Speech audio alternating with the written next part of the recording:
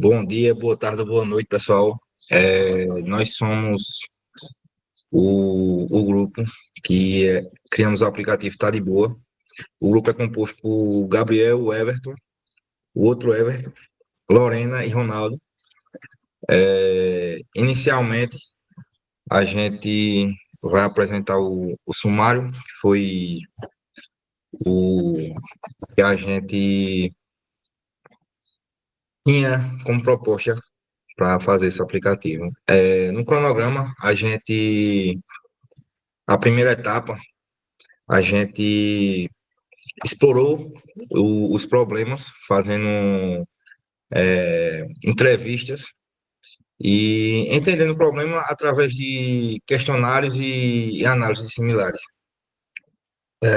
Na semana 2 a gente ficou com a geração e seleção de alternativa, onde a gente fez um brainstorm, em qual todos da equipe a gente se reuniu e fez um brainstorm para saber o que de fato seria o aplicativo.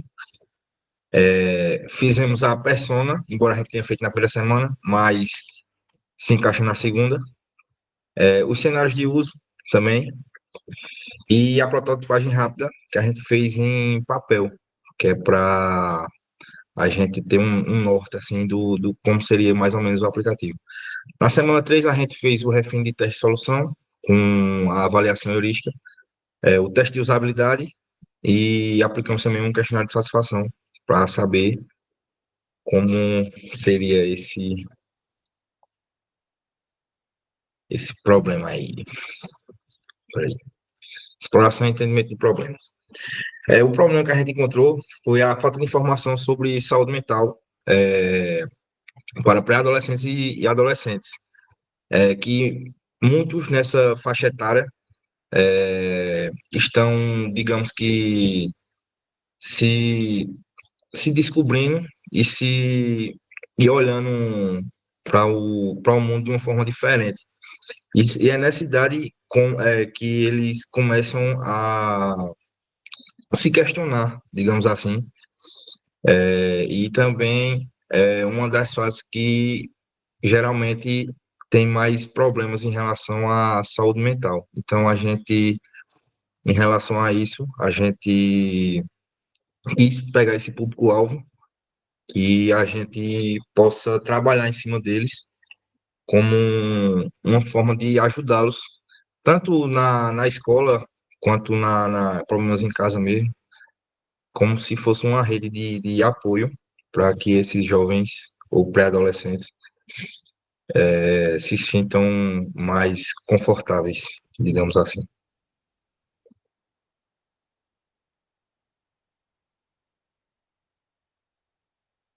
Amigo, tá mutado. Perdão.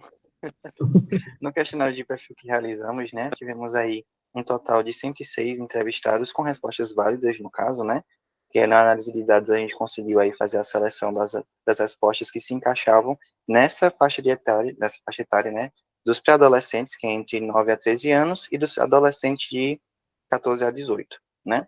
Então, aí, desses 46% perdão, dos 106 entrevistados, 46% nunca teve, né, acompanhamento, ou então não tem recentemente acompanhamento com psicólogo, né, algum profissional da psicologia. E 62% dos mesmos também afirmam que o seu método de aprendizado envolve a tecnologia de algum modo, né? Com o questionário de perfil, a gente teve o objetivo de identificar aí essas dores e amores, né, de cada um, de cada participante, e ver quais formas seriam mais interessantes, né, e mais, vamos supor, mais fáceis de ser compreendidas por eles, para ter esse conhecimento aí maior sobre o que seria a saúde mental e alguns assuntos dentro, né, desse tópico, como supor alguns casos como ansiedade, né, pressão social e outras variedades aí de assuntos. Boa. E agora falando das entrevistas tradicionais que a gente fez, né? Então, como o Everton falou ali, a gente teve todo o entendimento do problema, a gente fez pesquisas bibliográficas, e aí a gente entendeu mais sobre o nosso usuário, né, que foi ali no questionário de perfil, e agora a gente sentiu a necessidade de entender uma perspectiva ali dos profissionais da área sobre esse tema, né, de fato embasar. Então a gente realizou essas entrevistas com o objetivo de entender da perspectiva desses profissionais quais são as dores desses adolescentes, pré-adolescentes, desafios e formas com que a gente consegue interferir nesses pontos. E para isso a gente entrevistou 5 profissionais, 4 psicólogos e um psicanalista e sociólogo. E aí a gente fez essa pesquisa via Meet, né? E durou assim cerca de 50 minutos cada uma. Os psicólogos falam muito. E a gente construiu um roteiro, então, com as perguntas detalhadas ali, muito baseado nas hipóteses que a gente tinha, as dúvidas que a gente tinha. Só que, como foi algo mais qualitativo, houve muitas dúvidas e pontos que foram surgindo ali durante as próprias entrevistas. E aí, falando de resultado, a gente entendeu muito a problemática, né, ali dos adolescentes e pré-adolescentes, porque eles estão nessa etapa de construção de identidade, que gera diversas dúvidas sobre si mesmo, e a questão da cultura da perfeição e pressão social que vem crescendo cada vez mais, muito por conta de redes sociais, enfim. E aí, quando a gente fala de transtornos que esses pré-adolescentes e adolescentes, os mais comuns são ansiedade, depressão, TDAH, transtornos alimentares, autolesão, transtorno de conduta, além de dificuldades relacionadas à identidade e orientação sexual. E aí a gente também trouxe o ponto qual é o papel da instituição de ensino nesse tópico sobre saúde mental. E a gente entendeu que é importante, né, essas instituições, em levar informação para esses adolescentes e pré-adolescentes, mas muitas delas são sobrecarregadas com funções que os responsáveis desses adolescentes e pré-adolescentes deveriam ter. Então, a gente discutiu bastante esse tema. E aí, aqui, né, muito do que eles comentaram é que eles escutam a questão desses jovens falando que, deixando o tópico de saúde mental muito distante, porque eles assemelham saúde mental ao fato de fazer uma terapia, e terapia para eles é algo que muitas das vezes pode ter um alto custo. Sendo assim, eles já meio que bloqueiam e não evolui esse ponto. E aí, quando a gente falou sobre propostas de intervenção, esses foram os mais comentados pelos pesquisados, que foi o reforço da autoaceitação e do reconhecimento, grupos de apoio, porque discutindo sobre o tema, a gente consegue quebrar o tabu do ponto da saúde mental que ainda existe hoje, programa de saúde mental acessível, uso de tecnologias e redes sociais para informar, programa de saúde mental acessível e espaço seguro. Aqui muito relacionado a palestras, que eles comentaram que é um ponto muito positivo, que algumas escolas promovem as palestras sobre o tema, que faz com que esses jovens possam discutir mais, falar sobre e entender mais como funciona, se sentem mais à vontade. Bom, na análise similares, o primeiro aplicativo que a gente achou foi o ISA, o nome. Ele é um aplicativo de saúde mental que ele usa um chatbot com IA que oferece um suporte emocional aos usuários, aplicando técnicas de terapia cognitivo, comportamental e outros exercícios de saúde. Aí tem a sua interface, ela é em inglês, e o outro que a gente achou foi o Símbolo, e ele oferece um apoio emocional e autoconhecimento através de sessões guiadas e conteúdos personalizados também, desenvolvido por profissionais e ajuda os usuários a lidar com ansiedade, depressão, estresse e autoestima, com uma abordagem mais prática. Aí também eles utilizam também uma forma de fazer tipo um questionário para saber como digamos, a identidade do usuário, para que ele transforme a experiência do usuário de acordo com os interesses dele. E o terceiro é o Calm Heart. Ele é um aplicativo voltado para ajudar as pessoas, especialmente adolescentes, a gerenciar impulsos de automutilação. Ele também utiliza a terapia dialética comportamental, que é para direcionar esses impulsos, diferente do Símbolo, que usa uma abordagem mais terapêutica.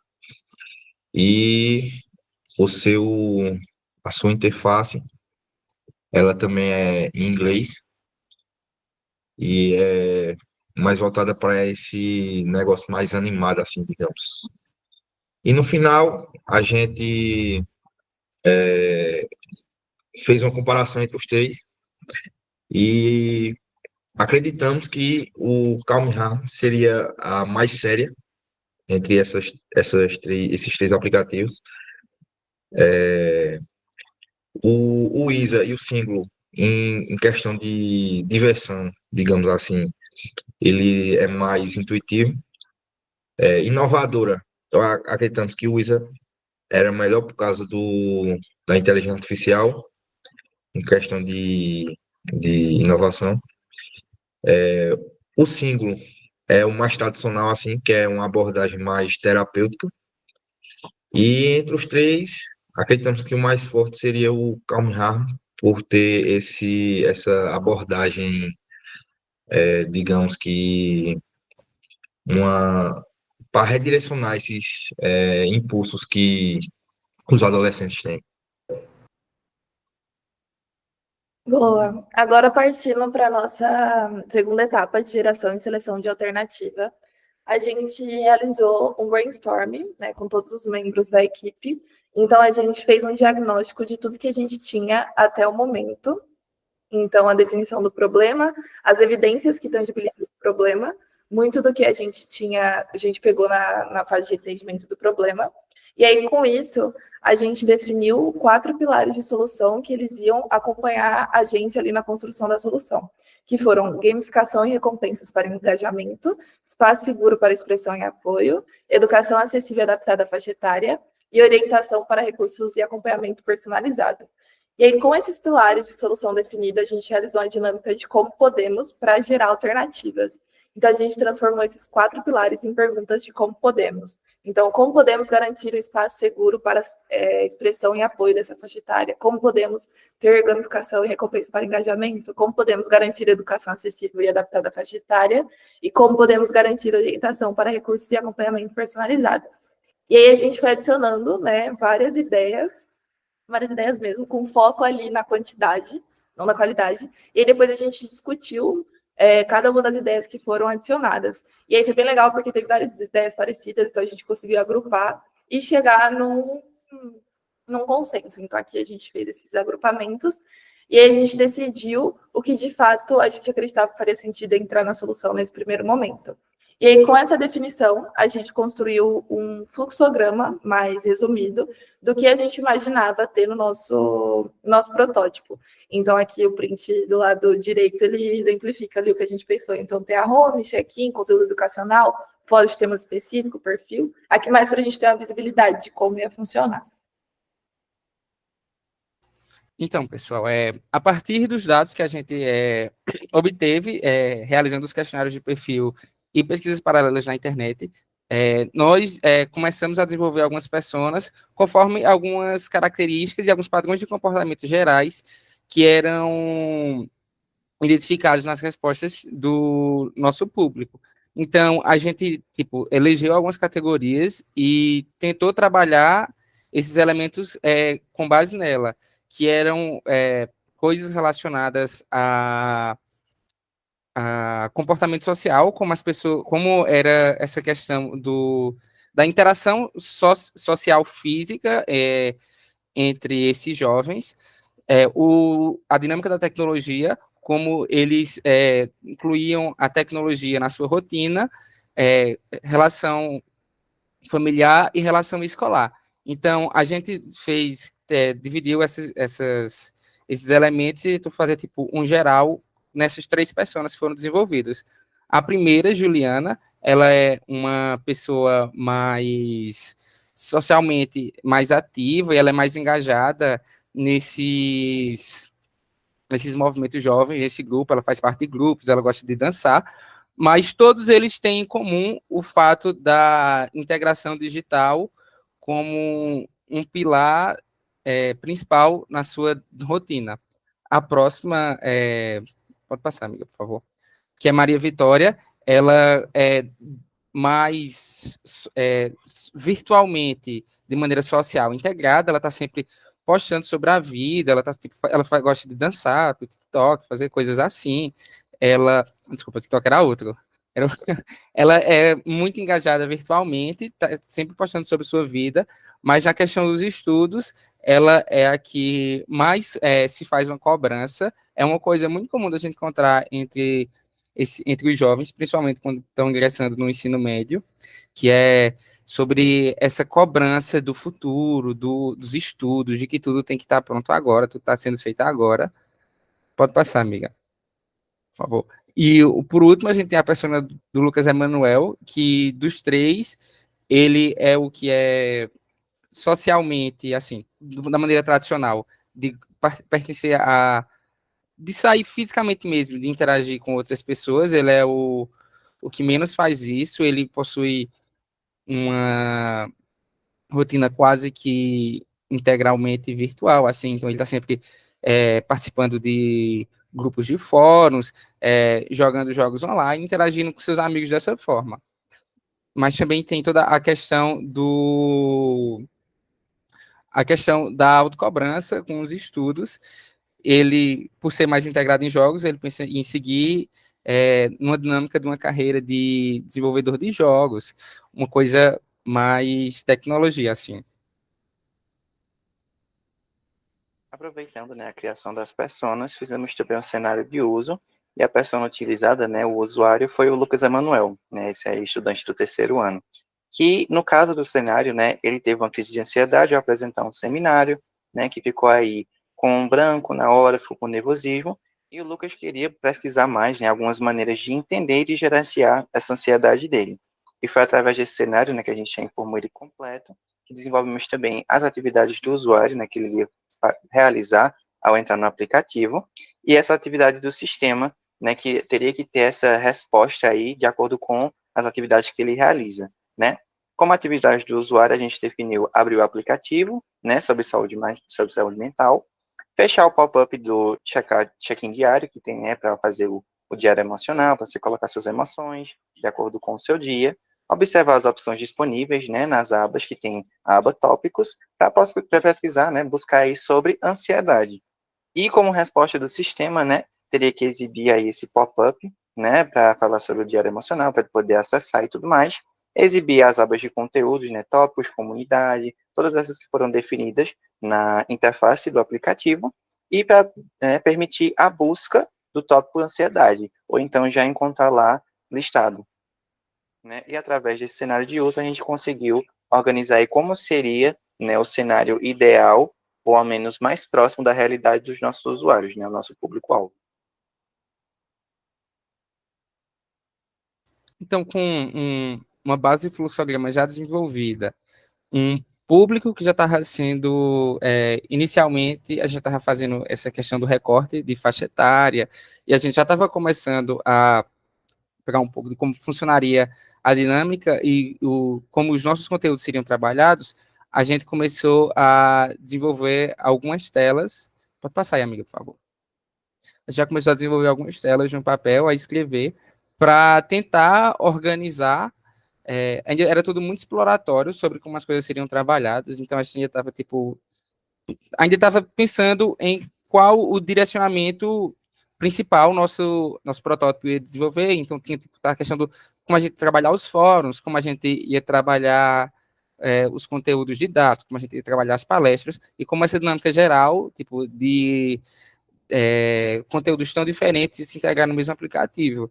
Então a gente começou a fazer essas pequenas coisas sobre personalização, do conteúdo que ia ser filtrado, do conteúdo que não ia ser filtrado. Pode passar, amiga, por favor. Sobre uma gamificação, de como a gente ia prender a atenção de usuários tão jovens em um aplicativo que tem como principal função ser didático, fazer essa passagem do conteúdo e tem uma coisa que é tecnicamente clínica, não é um assunto que é um assunto clínico assim, é uma coisa mais séria. Então, a gente começou a fazer essas primeiras organizações e já foram surgindo algumas ideias que foram passando para a versão final do protótipo, como as barras de pesquisa, como a tab bar, que fica na parte inferior, para conseguir o usuário gerir o seu fluxo da sua movimentação por dentro do aplicativo. E agora, partindo para a próxima etapa de refino e teste de solução, a gente construiu um protótipo de alta fidelidade para a gente conseguir seguir com as etapas do nosso desenvolvimento do projeto. Então, a gente construiu um MVP, ou seja, o mínimo produto viável da solução, mas para ilustrar e trazer o entendimento do que a gente imagina ter na nossa solução.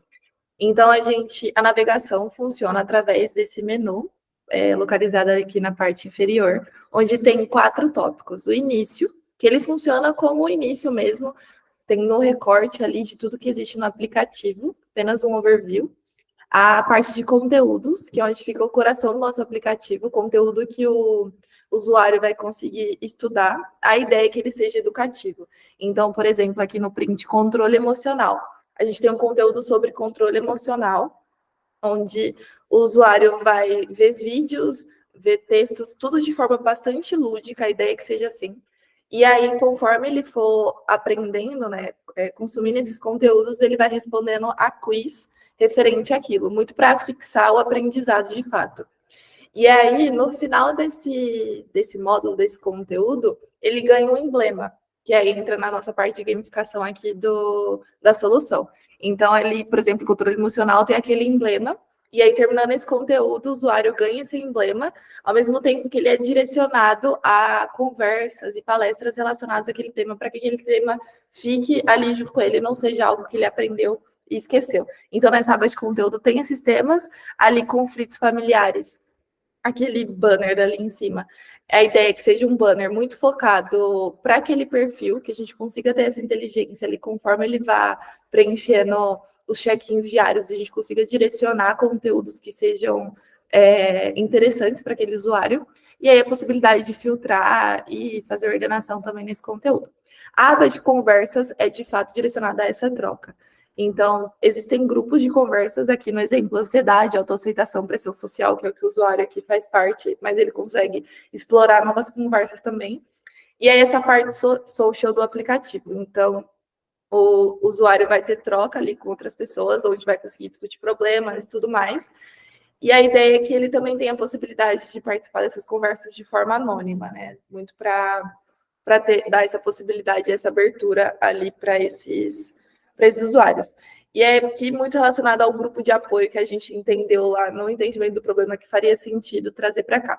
E as palestras, muito do que a gente entendeu também, que as palestras são algo bastante eficiente, né, nessa disseminação sobre o tema de saúde mental.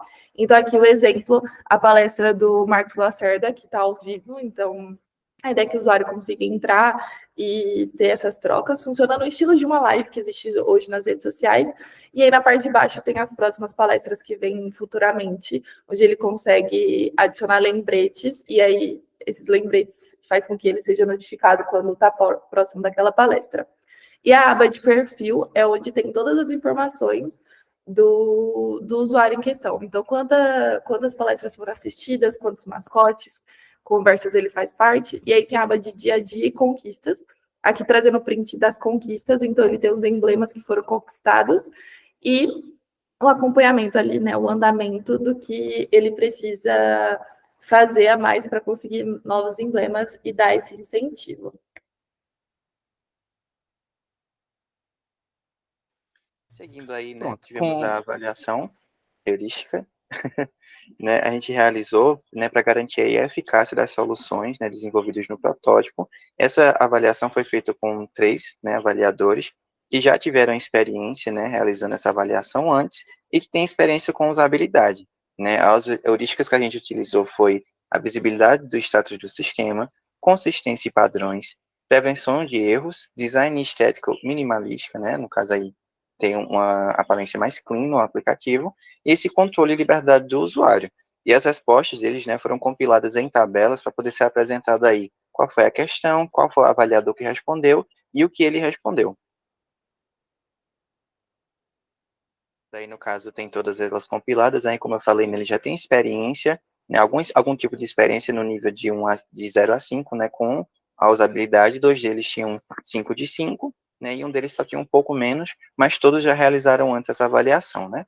Então, sobre a visibilidade do chat do sistema, tinha questão sobre o feedback claro, né, sobre trocar essas telas, e foi de boa parte, né, de dois de três, né, concordaram que sim, tem um feedback positivo, e também sobre o feedback visual, né, que foi aí explicando um pouco de como funciona e se tem algum problema em relação com esse feedback. Em relação à consistência e padrão, era em relação à navegação, né, se a consistência nas telas está ok, todos concordaram que sim, e se a informação também está consistente, né, se a informação está aqui de forma clara para o usuário, e de certa forma responderam que está organizado, mas algumas telas tinham uma sobrecarga, então a gente conseguiu fazer essa correção já. Sobre prevenção de erros também, teve algumas questões, né, em relação a que o usuário previna aí se cometer qualquer erro, ou então algum comentário sobre, né, evitar algum transtorno em relação à navegação no aplicativo. Pode passar. E também do design estético, né, e minimalista, a questão de ser visualmente agradável, né, foi bem aceitável, na verdade, todas as cores, né, os formatos que a gente utilizou, e o layout, né, foi indicado que algumas partes poderia ter uma sobrecarga, então a gente foi aí dando essa consertada, né, em relação a essa estética.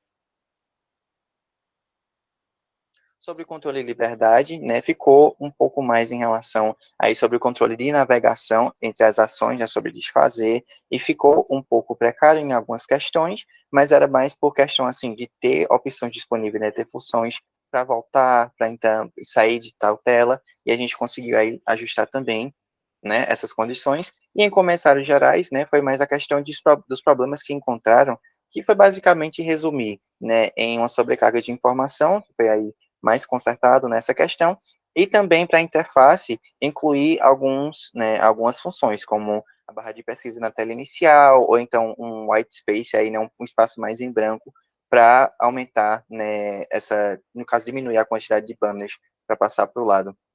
Entre outras essas questões, assim, foram mais avaliações com perguntas mais consistentes para a gente poder estar trabalhando em algum problema que tenha nessa heurística.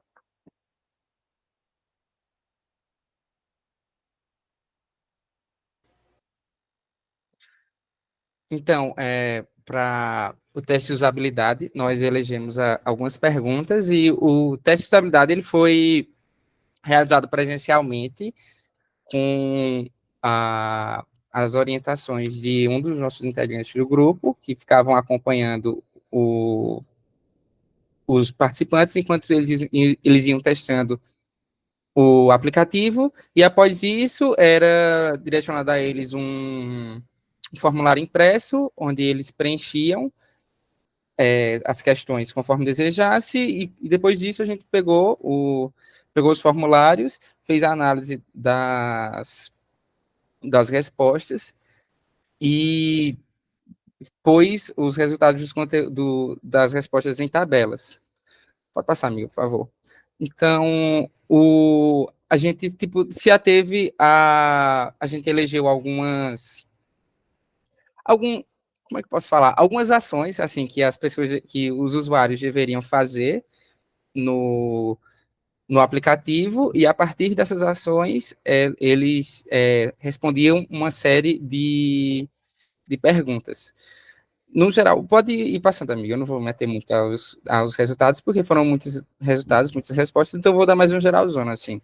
No geral, o aplicativo, ele desempenhou, assim, ele apresentou muitas respostas positivas, ele desempenhou bem as funções que nós esperávamos para o escopo do que foi desenvolvido, e algumas questões das que foram relatadas como dificuldades para os usuários também foram algumas que rebatiam em parte das avaliações heurísticas. Algumas coisas relacionadas a sobrecargas visuais de conteúdo, que muita coisa saltava na tela, mas, no geral, o nosso protótipo desempenhou bem dentro do que era esperado como resultado. Pode ir passando, amiga, só passando as tabelas. A gente separou para cada ação direcionada, a gente fez um conjunto de perguntas que são as citadas, tipo, que são identificadas por cada cor de tabela. Então, os usuários, eles viam, a gente orientava eles como que eles iam fazer as ações, o que era que eles tinham que fazer e procurar no aplicativo. Após realizar essa ação, a gente botava para eles preencherem uma parte desse formulário. Sobre o questionário de satisfação, a gente realizou o questionário de satisfação junto da análise De usabilidade. do teste de usabilidade. A gente fez na mesma dinâmica do mesmo formulário. Então, após responderem todas as perguntas, no fim do formulário, nós repassávamos para ele essa última sessão de perguntas, onde eles falavam sobre aspectos gerais de desempenho e de impressões que eles tinham do aplicativo, do protótipo. Pode passar, amiga. Então, aí, tá as perguntas. Como eu disse, no geral, não houve dificuldades, assim, muito graves encontradas, ou problemas de navegação. Então, se ateve mais a essas questões de sobrecarga de conteúdo. Boa. Agora, entrando aqui na etapa de implementação da solução, mas muito pegando ali do que Everton e Ronaldo comentaram sobre o teste de habilidade, avaliação heurística e questionário de satisfação, a gente pegou esses resultados, a gente analisou e entendeu o que faria sentido para a nossa solução. Então, alguns pontos mencionados foram muito relacionados ao protótipo em si, o fato de ser um protótipo e não um aplicativo. Então, a gente eliminou esses pontos, mas aí a gente entendeu que era necessário a melhoria ali na questão de que as telas estavam muito pesadas, com muitas informações. A gente entendeu que isso poderia ser muito relacionado às cores, que estava verde e roxo, né, com seus tons. Então, a gente realizou esses ajustes ali no ponto de palestras também, alguns componentes que a gente entendeu, e a gente chegou nessa solução aqui. Então, o protótipo ele está servindo como uma base sólida para a gente tangibilizar a ideia do aplicativo. Então, aqui tem um GIF, mas a gente vai mandar o vídeo do protótipo que fica mais claro aqui as alterações que a gente fez e como ficou a ideia final. E aí, falando de dificuldades encontradas, amigos, quer me ajudar nessa? A gente... Boa, voltar, porque o microfone estava desligado. Só para eu complementar a parte do visual, porque eu tinha falado na outra vez, esqueci. Na primeira proposta de protótipo, a gente pensou em seguir uma linha com duas paletas de cores principais, que era o roxo e esse verde azulado, esse verde água. São cores muito ligadas à calma, são cores que, tecnicamente, instigam essa questão da calmaria, que é um lavanda, uma coisa assim. Só que, devido a essa sobrecarga, a gente tinha selecionado primordialmente essas duas cores, porque eram cores que contrastavam muito entre si. Então, a gente podia usar isso como uma dinâmica de foco, da onde a gente queria que o usuário prestasse mais atenção e visse como funções distintas, mas acabou que gerou uma sobrecarga cognitiva, então o pessoal estava se sentindo desconfortável. Aí a gente optou por seguir essa linha mais monocromática e tentar fazer essa hierarquia de informações a partir de tonalidades e de espessuras e tal.